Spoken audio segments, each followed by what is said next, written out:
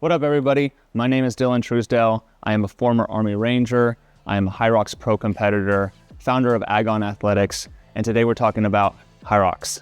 My first HYROX blew me up, and today I'm going to share 5 lessons or 5 mistakes from that HYROX so that you can avoid those. Stick around. Subscribe if you're training for this beast of a race. Mistake number 1 was blowing up on the burpees. I definitely did not have enough training volume in this particular station, and I didn't go into it with a plan either. I was feeling pretty good going into the burpees.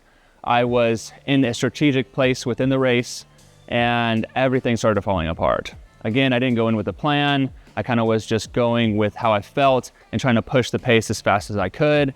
My form wasn't great. Again, I hadn't practiced them enough essentially. So make sure that you're absolutely getting your burpee broad jump practice in and that you're being strategic about how you're doing them. You want to make sure you maximize efficiency in the burpee broad jump. So rather than just trying to get absolutely as far as you can with every broad jump, condense them down into more bite-sized pieces and then be efficient with your floor work too. As you go down into the burpee and then as you come back out of the burpee, make sure that you're not wasting any extra energy. A lot of people will actually step 1 foot at a time coming out of the burpee, and then you're already in that athletic position, ready for your next broad jump, rather than hopping back up to the top of the hands and then using all that extra energy and then standing up and then repositioning back for the broad jump. It uses a lot of extra time. Key takeaway, don't neglect your burpee broad jump training. Get some training days throughout the week where you're practicing on just strictly form and executing the movement properly, and then get some where you're just cycling through so you're getting that aerobic benefit. All right, moving on to the next one. Mistake number 2, no threshold work. In the prep for my first HYROX, I did a ton of sprints, some really quick ski row running sprints, and then I did a ton of aerobic base building. So long effort, low intensity, kind of that zone 2 work.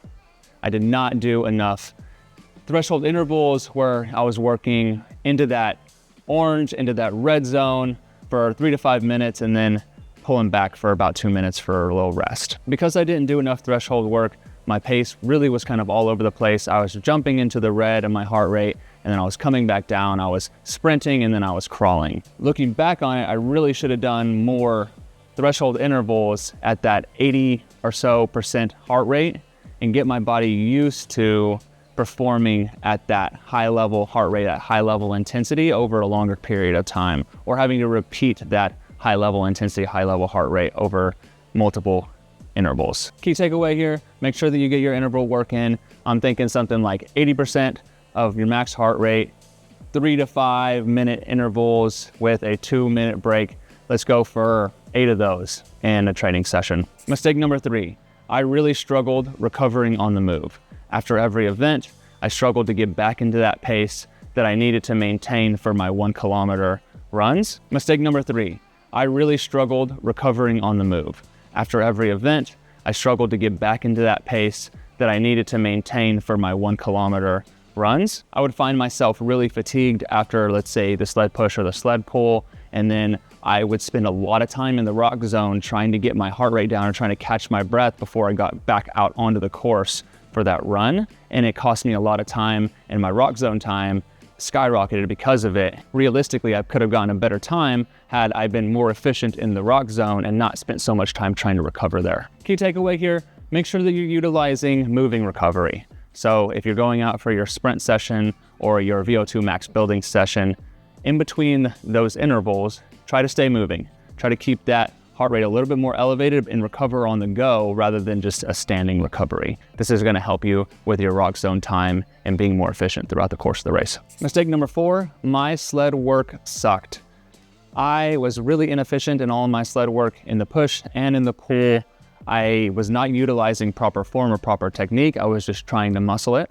For the sled push, I was using this overhand grip and pushing with the chest, the shoulders, the quads, and it really fatigued me. It really burned me out, and my legs were just absolutely toast for the next run. For the sled pull, I was stationary. I was squat down in a nice athletic position. I was pulling, but I wasn't actually being efficient. I wasn't walking the sled back and then getting a few pulls in like you'll see most of the pros do, and what I have switched to now. In the sled push, I've switched to an underhand grip. It's much more efficient. I'm utilizing my posterior chain and I'm able to drive through the sled and get it from point A to point B a lot more efficiently. It saves me a lot of time, it saves me a lot of energy, and I'm ready to get back out on the run, and I'm not just absolutely dying, I'm not blown up. Sled pull, same thing. I'm taking the slack out of the rope, I'm walking myself back, and I'm discarding the rope in a nice, neat manner so I'm not tripping over it, and I may get a couple pulls in there while I'm at it, rather than just completely gassing myself out. This has been a game changer. This is one of the biggest game changers, and it all goes back to doing my research, looking up what is actually the best way to push and pull this sled. I've actually released videos on it now, so you can check those out. I can probably link them somewhere around here. Key takeaway, make sure that you're training for the sled efficiently and appropriately, and you go into it with a plan. Don't just try to muscle the sled around. It might look good in the moment, and you might put yourself in a good position in the moment, but it's gonna blow you up later, and that's a promise. Before we get into my fifth and final mistake and how to fix it, if you're looking for a structured HYROX program that takes the guesswork out of training, it's proven, it's what I used to go top 25 in the pro division at Houston, check the link in my description. It's in one simple place in my app, easy to follow with video breakdowns, and I know you're gonna love it. So go check it out. All right, on to my last mistake, mistake number 5. My wall balls were absolute chaos in my first HYROX. I did not go into the wall balls with any kind of plan.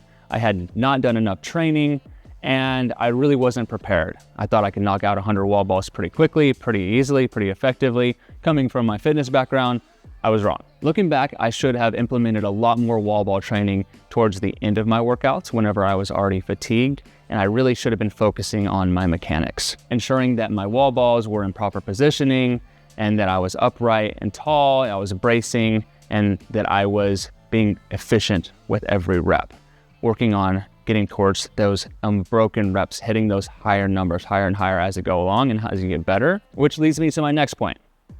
I did not go into the wall balls with any kind of rep plan. I should have gone in saying, I'm gonna go this many wall balls unbroken before I take a break.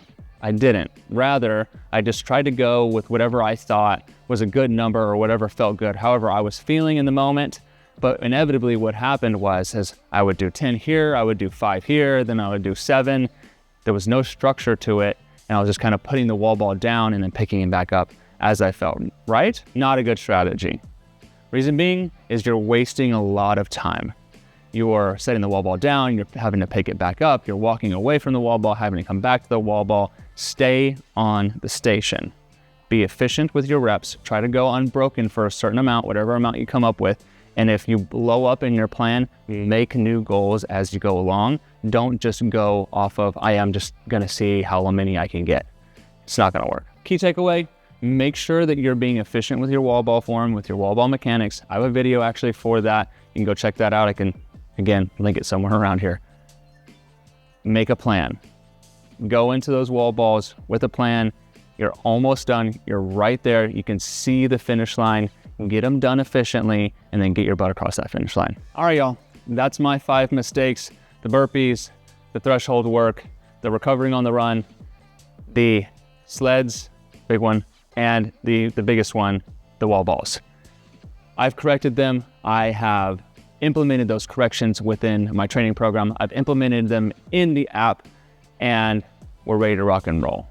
And I'm on course for a sub 60 finish at my next HYROX race. Take these tools along with you to inform your HYROX training.